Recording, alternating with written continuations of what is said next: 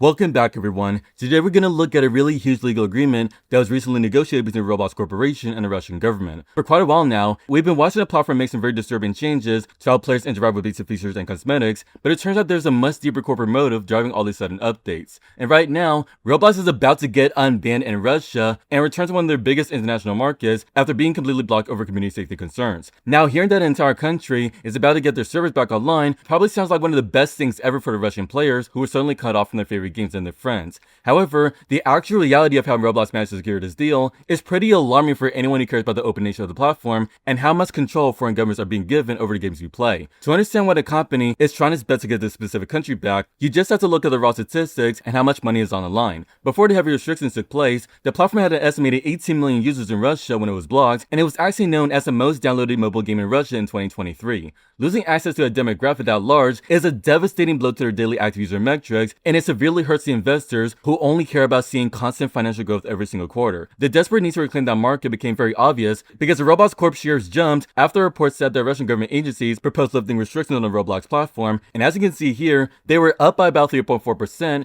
at about $43 a piece. The executives are really excited to get the audience back to keep their shareholders happy, and they're perfectly willing to compromise the integrity of the entire global platform to make sure the deal goes through smoothly. The Russian Ministry of Digital Development, along with just going to refer to as Mr. Roscoe, has just appealed to relevant law enforcement authorities with a request to support the lifting of restrictions and stated this request was being made in connection with the guarantees of responsible conduct in the Russian market provided by Roblox. These corporate guarantees go far beyond vague promises to hire more moderators or update the chat filters, since the company literally had to admit their own failures to the government officials to get this far. During these legal negotiations, the Roblox Corporation acknowledged that existing technology for protecting children from information dangerous to their lives and health were basically ineffective. They actually confessed to government officials that the current state of the infrastructure is completely broken, leading to a massive compromise where Roblox will now impose strict age-based access restrictions on certain games while implementing heavy-handed measures to prevent the spread of unapproved content. And this completely changes the context of how the corporate leadership handles pressure from the outside authorities, because when a company agrees to let a foreign government dictate exactly who can access certain games and how the content is filtered, they're setting a very dangerous precedent for the entire global community. It proves that they're willing to compromise the freedom of their own platform and fundamentally change how the ecosystem operates just to get their revenue streams back online. If they're making these strict age-based restrictions a reality over there, it opens the door for other countries where Roblox is currently banned from to step in and demand the exact same level of censorship with localized servers. We could easily be heading toward a place where the community is completely fractured and players are forced into isolated regional servers just so the company can maintain their international profit margins.